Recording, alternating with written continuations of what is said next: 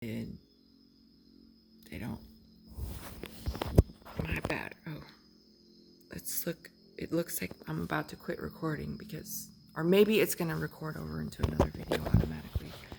Really sorry for the long video. I didn't really say much. No, sticking out the window so you can hear George.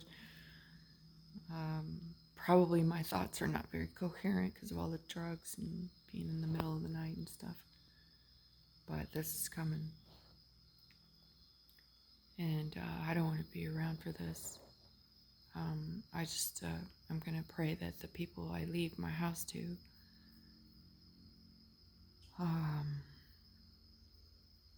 can hold it down here. But for me, I gotta go. I can't do this. I can't. I cannot begin to describe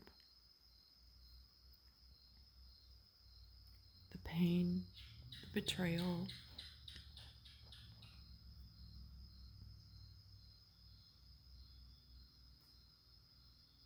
It's been hard. I don't know.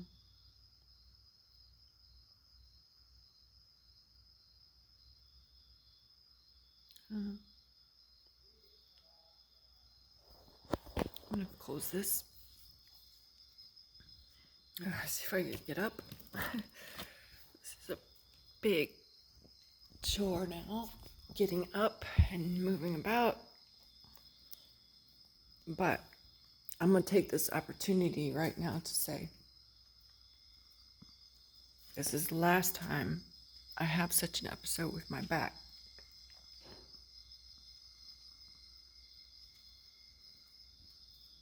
I just heard a loud thud over there. I know I can't see anything because it's too dark. This is the last time I'm going to find myself in a community of violent psychopaths. I'm not being judgmental. I'm not calling names. I'm simply making a clinical observation. I'm referring to the diagnostic service manuals and the physician's desk references. Look up the character and quality things that the traits that they display on a daily basis, and these are violent psychopaths. Period. End of story. They all know the words to the songs and the temazcal and the ceremonies, and they sit around the fire and they say, "Aho matakiase" for all my relations. They're completely form over substance, and this is the last time I'm going to find myself surrounded by such people. And and it's the last time I'm going to have one of these back episodes. So let's just catch the last few hymns from George if we can hear him. He's been carrying on like this now for an hour, over an hour. Well, it woke me up an hour ago, and I laid there and tossed and turned for like 20 minutes before I was like, maybe I should record this because I've heard him do this before, but I couldn't make out the words or anything.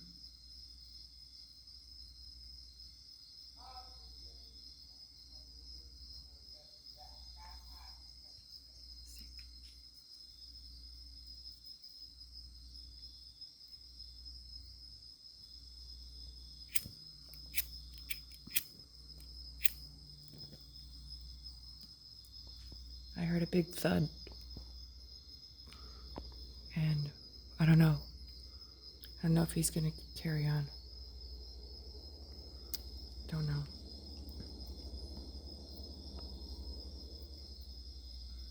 I don't know. I don't think I can zoom on this. No, I can't.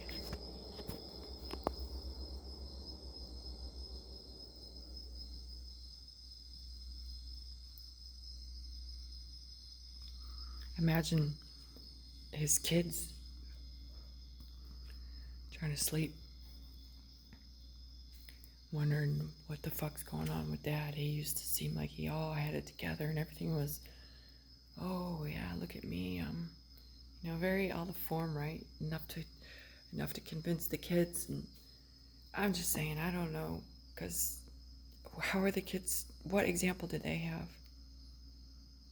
They don't have an example. They have an example that not that's good, for the neighborhood or other people.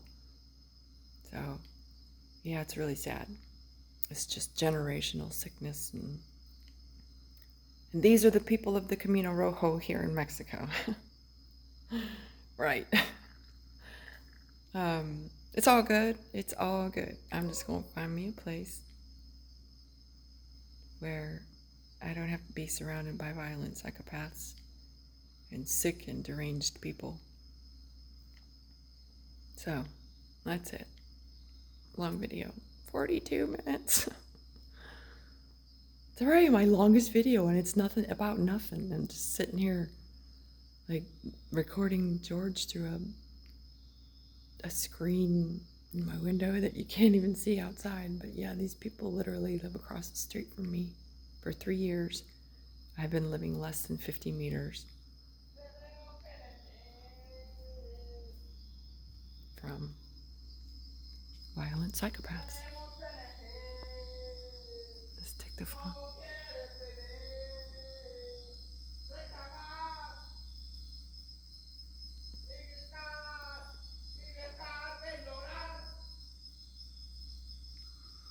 I think he said something like,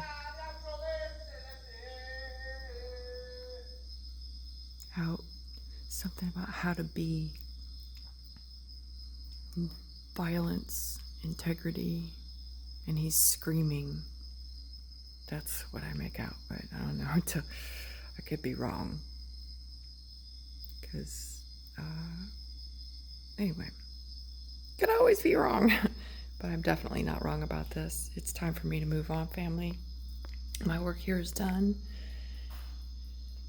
And I'm going to close this door, this dark period that is, yea, though I walk through the valley of the shadow of death, I shall fear no evil. Right? And every, situation that you find yourself in like this, you can always try to muddle through it and see what comes through on the other side. It's all in divine order. So I'm about to close this door, this chapter, and open up another one here pretty soon. I'm literally moving house in 2 weeks, and I have no idea where I'm going. And that's fine.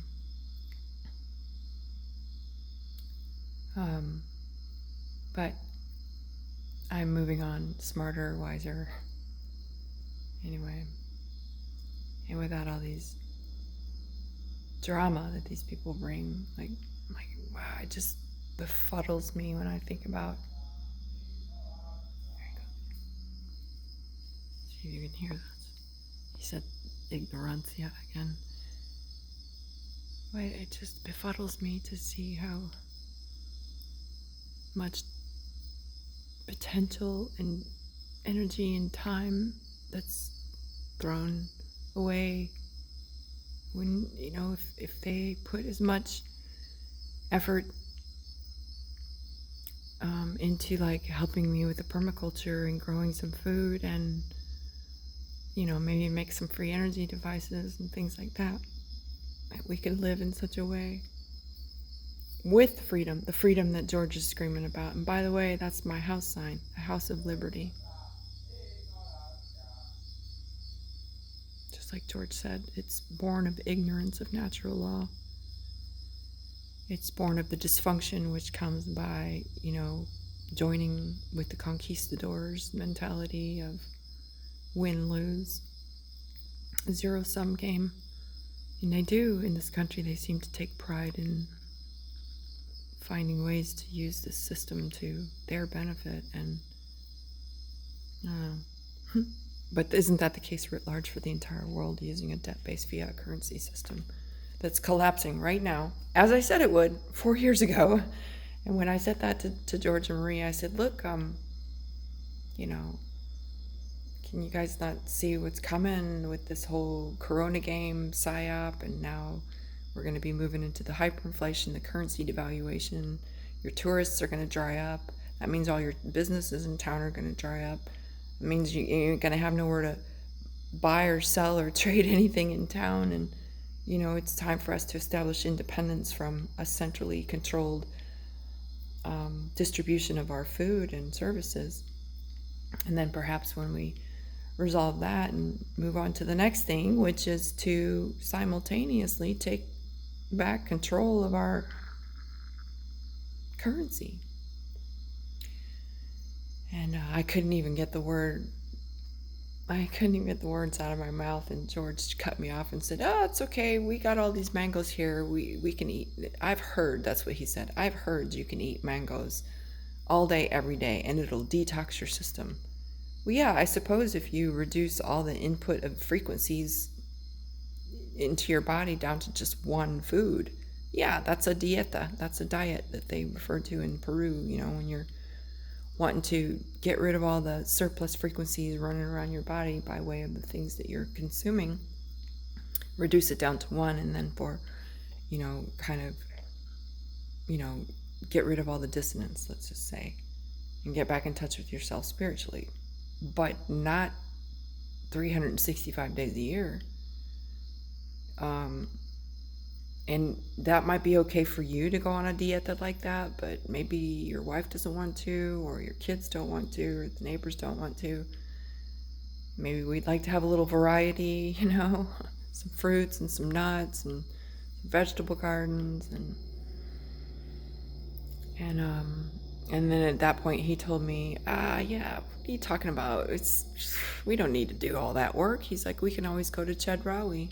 That's his words.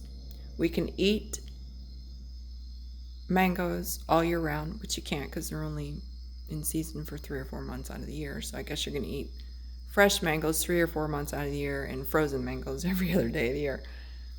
And that Chedraui that he was saying he could continue to shop at. Hyperinflation there too. Depending on which item you're buying, the hyperinflation is anywhere as minimal as 24% in less than a couple of years. And some items are 3, 4, 5, 600% more. There's your Chedraui. There's your supply of your food that you don't have to worry about, right? Anyway, I'm gonna close this for now, family. I don't even know if I'm gonna share this, but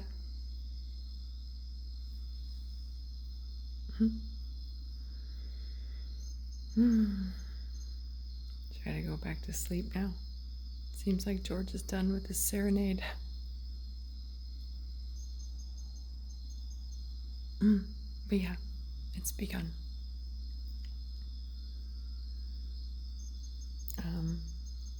And I don't care to stick around and watch this train wreck. It's been a train wreck since I got here, but I don't want to see any more. So I don't want to put my time and energy into wondering and turning my head and wondering who's looking outside the window to see who's pulling up next, who's walking up into my house, and who's threatening my space. And yeah, and then his best friend, I forgot to mention his. Oh, well, George has a lot of best friends. He'll tell you. But it's not. It's just some other crazy lady from Mexico City with lots of money and never been told no in her entire life. And she wants to come and remove a flood easement zone area, which is the only thing that separates my house from a river, which floods. And then the neighbor memo, he's acting like an agent to be able to give her permission to do that. And it's not zoned for residential development, and she doesn't own the property. She only paid a deposit. But you see how that works? Like, that's how I did. Oh, just pay us a deposit of 1 million pesos and the other 600,000 pesos over the course of a year, and you can go ahead and start building now. Anyway. Oh gosh, well, there's one thing I've learned is that, and I don't want to say it's just here in Mexico, I want to say it's like a worldwide phenomena, that every time somebody opens their mouth, you can count on it that they're lying. Assume that they're lying first until proven otherwise. goes against my modus operandi, but we are living in this Pachacutec, in this time of chaos and confusion where people are gonna just take it full swing, full throttle, crazy, violent, psychopath. And probably Mexico's maybe not as bad as it is somewhere else. There's going to be places that literally devolve into Mad Max scenarios with extremely desperate people. And I'm not going to go into details. Just suffice to say that cannibalism is not off the table. Wild, literal zombie apocalypse is on the trajectory for many places in this world. Maybe Mexico too, I don't know. But I'm gonna end up in a space where I can count on the people that I'm with to be mentally, spiritually sound people that I can work with, that I can build a community with, that, you know, that's my aim right now. And to build another school. Since I won't be here for this one, that's fine. Everything's in divine order. But I guess we're done with George's serenade, and maybe somebody can listen to this video and make out what he's saying. I don't know. An hour, almost 53-minute video. Gosh. Ciao for now, family. Good night.